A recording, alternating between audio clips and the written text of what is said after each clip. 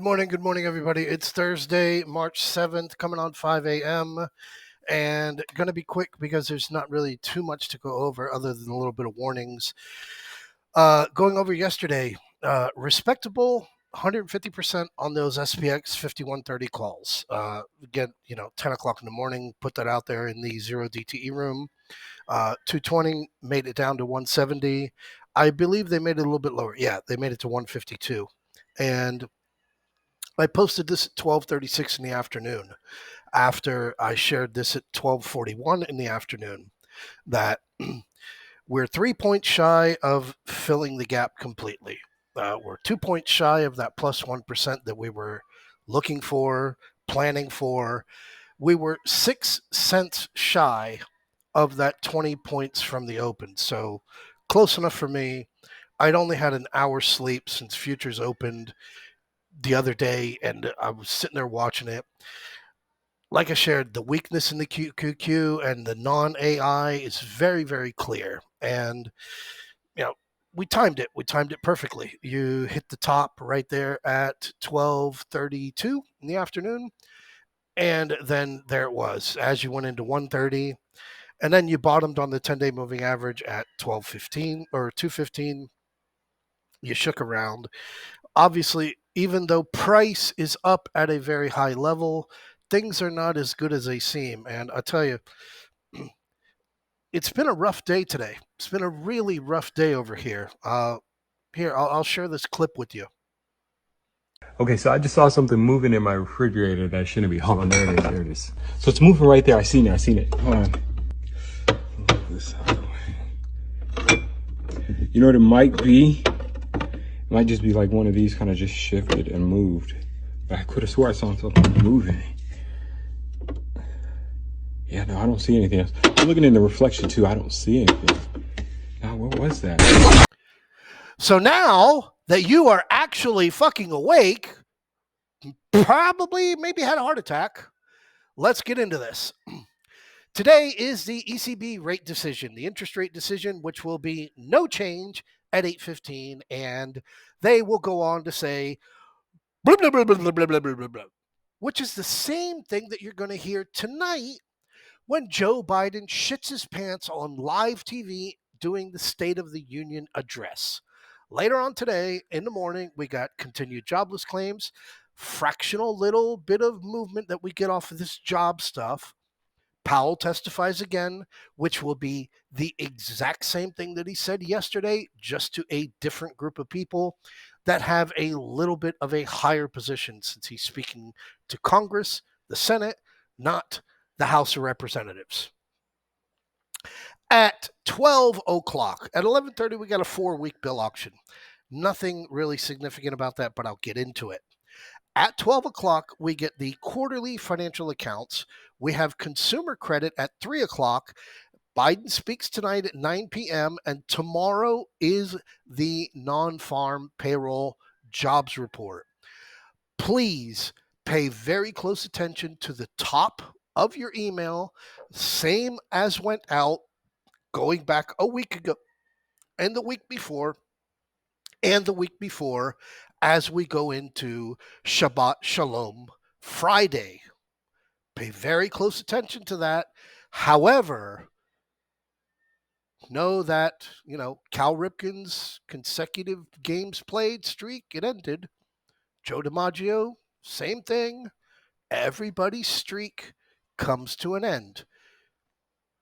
Don't overcommit, but definitely get prepared for it. So going on to here, like we said, definitely looking at a green close. Got a green close.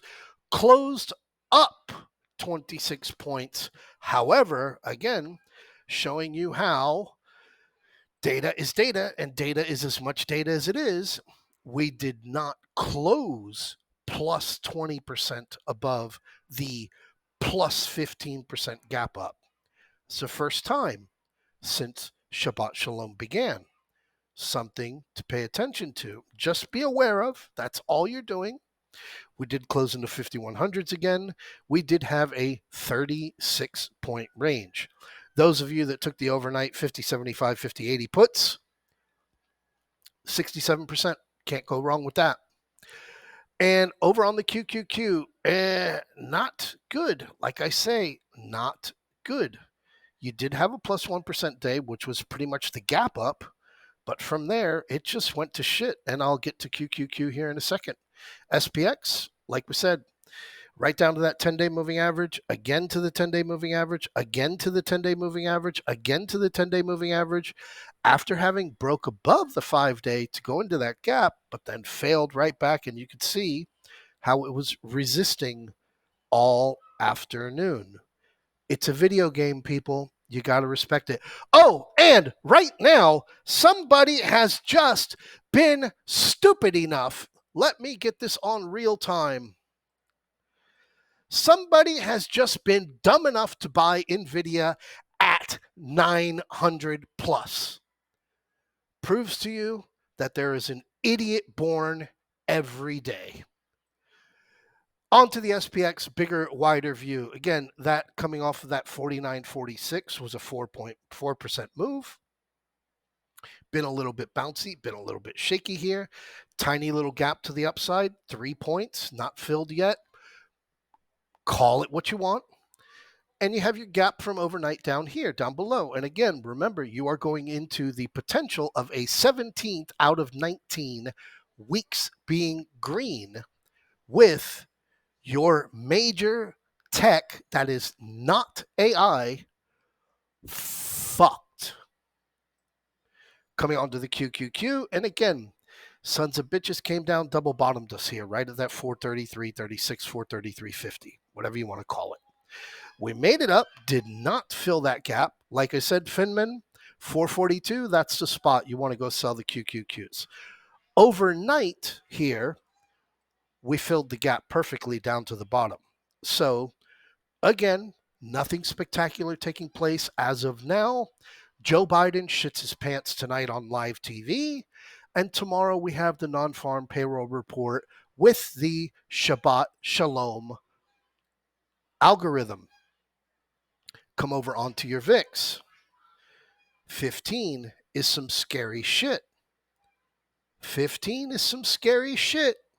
So I would be very, very careful, having been brainwashed for the better part of 13 of these 17 green weeks, to be thinking, I'm buying the fucking dip. I'm buying the fucking dip. I would be very, very careful, and I'll show you why. So as we come on to here, over here on Tick, I'm looking at Tick Q from yesterday.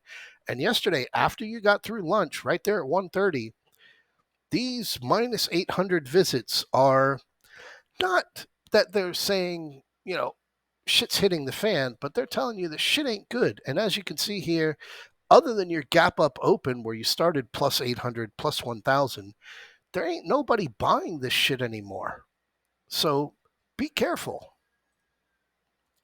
So I bring you to the TNX. This is the 10-year, and it's a chart that I follow, a chart that I track. And like I was saying yesterday, you are getting some big fucking warning signals over here on the SPX for upside, because you are very, very oversold over here on your TNX 10-year, which means two things for me. Again, trying to pull a rabbit out of a hat, two things. Joe Biden shits himself on live TV tonight and the market reacts, or the jobs report tomorrow is absolutely fucking horrific and the market reacts. The 10-year is over here saying, be very careful, be very, very careful. And as you can see here, you're coming right to your 50-day moving average. We are below the 200-day moving average. However, we are still above the 400-day moving average, which brings me into the DXY. Looking at the DXY, the US dollar index. And again, you are very oversold and you need to be concerned about that. Not only that, but you have just treaded lightly below this 103.40 and now below the 50-day moving average. You almost look as horrible as Apple. As Apple has now made contact with the 400-day moving average. So I leave you here with Bitcoin. I got nothing to say about Bitcoin. I don't use it. I don't invest in it. I never have. I don't. I chart it. That's about all I do. Charts tell you stories. Charts tell you things, and I'll leave you here with a real-time chart of this 30-day 39,450 to 70,000 Bitcoin, together with the 30-day of NVIDIA 600 to 900, and the 30-day of SMCI 459.70 to 1160, AMD, and here's your real-time chart, and I will see you in the chat room. Vinga, aixecada la col·locada, comença a pujar l'enxaneta. Atenció als candelers de Vilafranca, atenció als pes. El pilot s'aguanta, els manilles s'aguanten, els puntals s'aguanten. Vinga l'enxaneta, va aquest pilar. Som-hi l'enxaneta remuntada,